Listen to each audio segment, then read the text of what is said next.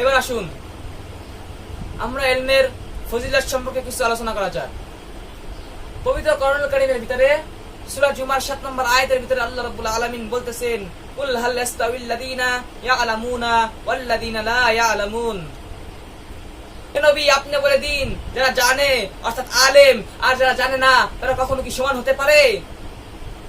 আল্লাহ রাব্বুল আলামিন আরো এক জায়গায় বলতেছেন, যারা ঈমান এনেছে আর যাদেরকে ইলম দান করা হয়েছে তাদেরকে আল্লাহ রাব্বুল আলামিন সর্বোচ্চ মর্যাদা দান করেছেন। দেখুন, যে জায়গায় আল্লাহ রাব্বুল আলামিন সর্বোচ্চ মর্যাদা দান করেছেন সেখানে আমাদের এই বিষয় নিয়ে আর বেশি বাড়াবাড়ি করা উচিত নয়। এখন আমাদের বুঝতে হবে আমরা যে ইলম শিক্ষা করতেছি এই ইলম কোন ইলম? এই বর্তমান স্কুল কলেজ ও বিশ্ববিদ্যালয় যে ইলমে দ্বীন শিক্ষার যে কথা বলা হয়েছে সেই ইলম কি সেই ইলম? বর্তমান স্কুল কলেজ ও বিশ্ববিদ্যালয়ে যে ইলমের সরাসরি চলতেছে সে ইলমের কথা কি বলা হয়েছে? নবী করিম সাল্লাল্লাহু আলাইহি ওয়াসাল্লাম স্পষ্ট ভাবে বলে দিয়েছেন, খায়রুকুম মান তাআল্লামাল কুরআনা ওয়া আল্লামা বলা হয়েছে। আর কিছু মূর্খের দল, কিছু কুলাঙ্গারের দল আছে, ওরা যথেষ্ট পরিমাণ ইলম না থাকার কারণে ওরা আমার রাসূলকে নিয়ে অবমাননা করছে, ওরা আমার কোরআনকে নিয়ে অবমাননা করছে। সাহস কিভাবে হয় ওরা আমার রাসূলকে নিয়ে অবমাননা করার? আল্লাহর কসম আমার মনে হচ্ছে পুরো বিশ্বের ক্ষমতা যদি আমার হাতে থাকতো তাহলে ওই সমস্ত কুলাঙ্গারের বাচ্চা, ওই সমস্ত কুত্তার বাচ্চাদের আমার পায়ের সামনে এনে ওদের কলিজা টেনে ছিঁড়ে ফেলতাম আমি। আমার মনে হচ্ছে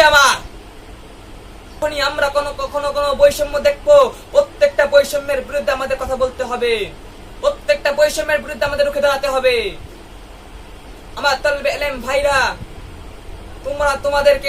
তোমরা এমন ভাবে প্রস্তুত করো, এমন ভাবে ধারালো অস্ত্র হও, তোমরা যেখানেই যাবে তোমাদের থেকে বাতিল দূরে পালাবে, বাতিলের বাতি নিভে যাবে। তোমাদেরকে তোমরা এমন ভাবে তৈরি করতে হবে। আমাদের আকাবিররা একাই ঝড়ের সাথে মোকাবেলা করেছে, এখন আমাদেরও একাই ঝড়ের সাথে মোকাবেলা করতে হবে। সামান্য বৃষ্টিতে সাদা মুড়ি দিয়ে থাকলে হবে না ছাত্র ভাইরা। প্রত্যেকটা বৈষম্যের বিরুদ্ধে আমাদের রুখে দাঁড়াতে হবে। দরকার হলে আবু সাইদের মতো বুক পেতে দিতে হবে প্রত্যেকটা বৈষম্যের বিরুদ্ধে। যখনই কোনো কাফের, যখনই কোনো মুনাফিক যদি আমাদেরকে ঈমান হারা করার জন্য হাজারো জুলুম, হাজারো অত্যাচার যদি করে, আমাদের ঈমান থেকে ঈমানদারিত্ব দাবি ছেড়ে দিলে হবে না। কথা হবে পুরো পরিষ্কার, কোরআনের পক্ষে কথা বলতে বলতে, হকের কথা বলতে বলতে, কুফর আর তাগুতের বিরুদ্ধে কথা বলতে বলতে, জীবন দিতে হলে জীবন দিতে রাজি আছি, কল্লা দিতে হলে কল্লা দিতেও রাজি আছি, কিন্তু ঈমান দিতে পারবো না, ঈমান দিতে পারবো না, ঈমান দিতে পারবো না। একদম পরিষ্কার কথা হবে, একদম পুরো পরিষ্কার কথা হবে, একদম ঈমান দিতে পারবো না।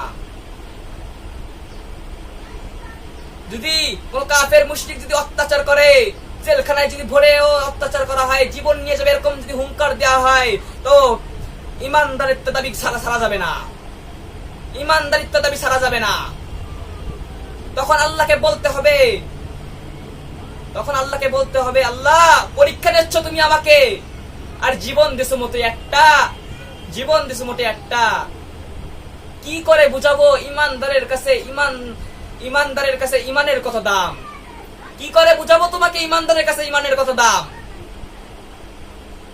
আল্লাহ পরীক্ষা নিচ্ছ, আমি একবার শহীদ হতাম, এরপরে যদি তুমি আমাকে আবার জীবন দান করতা, যদি শহীদ হইতে যেতাম, এরপরে যদি আমাকে আবার জীবন দান করা হতো তাহলে আমি আবারও শহীদ হয়ে যেতাম, আমাকে আবার জীবন দান করা হতো, আমি আবার শহীদ হয়ে যেতাম, আমাকে আবার জীবন দান করা হতো, আমি আবার শহীদ হয়ে যেতাম, আমাকে আবার জীবন দান করা হতো, আমি আবার শহীদ হয়ে যেতাম।